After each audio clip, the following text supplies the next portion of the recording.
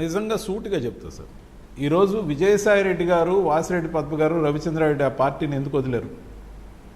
ఎవరైతే ఆ పార్టీలో బలంగా పనిచేస్తారో, ఎవరైతే అధినాయకత్వానికి నమ్మకంగా ఉంటారో వాళ్ళు ఆ పార్టీలో ఉండకూడదని సిద్ధాంతం తీసుకున్న ఒకే ఒక వ్యక్తి కారణం. అదే వ్యక్తిని మేడం గారు నమ్మారు. ఇది వాస్తవం. మేడం గారి ఆశీర్వాదం వల్లనే అతను అంత చెలరేగిపోయాడు. ఒక్కసారి ఎమ్మెల్యే కాదు, ఎమ్మెల్సీ కాదు, ఎంపీ కాదు, కనీసం కార్పొరేటర్ కాదు, కనీసం సర్పంచ్గా కూడా గెలవాల. అటువంటి వ్యక్తి డిఫాక్టో సీఎంగా ఒక అరాచక శక్తిగా సకల శాఖలను హ్యాండిల్ చేశాడు, రాష్ట్రాన్ని పరిపాలించాడు.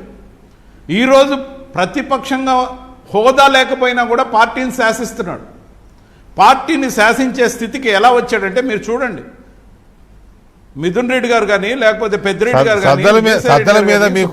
కానీ, ఎవరున్నా కూడా మనం ఎటుపోయినా సజ్జల మీదకి వెళ్తోంది. సజ్జల విషయంలో మీరు చాలాసార్లు చెప్పారు, ఇప్పుడు కూడా చెప్తున్నాను, నేను కాదనడం. ఐ లవ్ యూ సజ్జల అని చెప్తా సార్.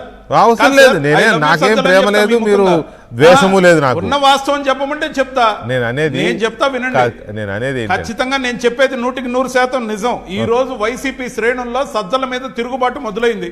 ఓకే, వాస్తవాలు తెలిసాయి, శకుని ఎవరో తెలిసింది. ఇంకా తప్పదు, ఇతన్ని నమ్మి మనం బ్యాక్ డోర్లో అవసరం లేదు, మనమే నేరుగా రంగంలోకి దిగుతామని ఆమె సంకల్పం తీసుకుంది. లేకపోతే పార్టీ ఉనికి గల్లంత ఉంటుంది అని చెప్పి వాళ్ళకి అర్థమైంది.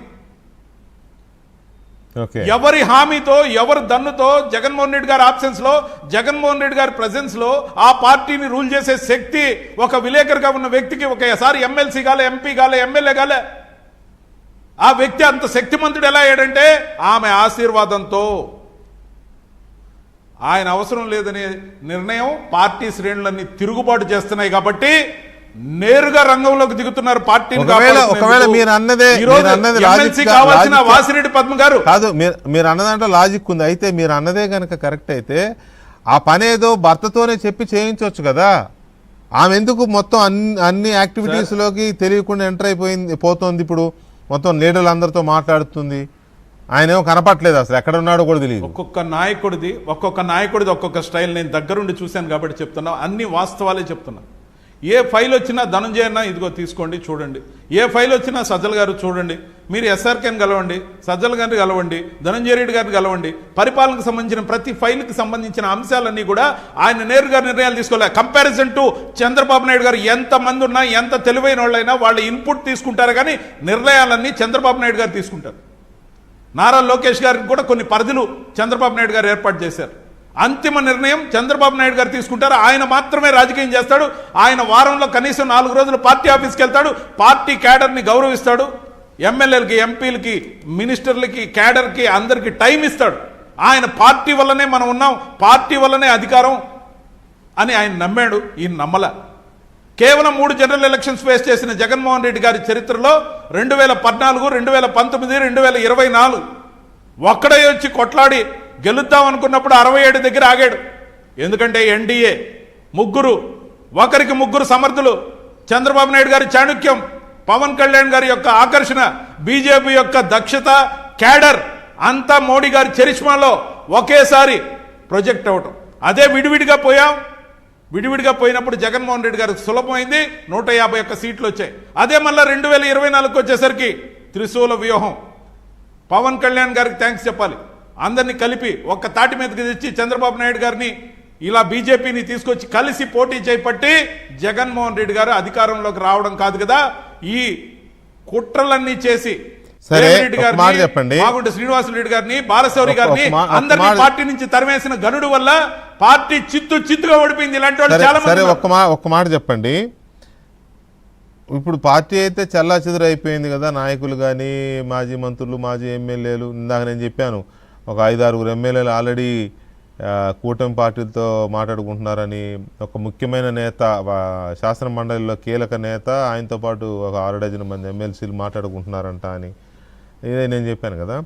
సో ఇట్లా ఒక దాని ఏమంటారు, ఉసిరిగాయల మూట ఇప్పితే ఎట్లుంటుందో అట్లా ఉంది పరిస్థితి ఇప్పుడు అక్కడ. ఈ సిచ్యువేషన్ని ఆవిడ ట్యాకిల్ చేయగలదా? వాస్తవం అది. అదే హ్యాండిల్ చేయగలరా ఆమె? సార్, చివరి ప్రయత్నం గట్టిగా చేద్దామని స్వయంగా రంగంలోకి దిగుతున్నట్టున్నారు. ముఖ్యంగా ఒక్కటి గమనించాలి, ఈ త్రిశూల వ్యూహం ఇంటాక్ట్ ఉన్నంత వరకు పవన్ కళ్యాణ్ గారు పదే పదే చెప్పారు 15 సంవత్సరాలు ఈ కూటమి కలిసే కొనసాగుతుంది, నేను ఇదే కోరుకుంటున్నాను. బీజేపీ ఏ రోజు కూడా అలయన్స్ పార్ట్నర్ని వదిలిపోయిన చరిత్రే లేదు. అది చంద్రబాబు నాయుడు గారినైనా, అకాలీ దళనైనా, శివసేనైనా, నితీష్ కుమార్ గారినైనా వాళ్ళు వదిలిపోయి మళ్ళీ వెనక్కి రావడం జరిగింది. బీజేపీకి మెజారిటీ సభ్యులు ఉన్నా కూడా నితీష్ కుమార్ గారికే ముఖ్యమంత్రి పదవి ఇచ్చిన ఘనత బీజేపీది.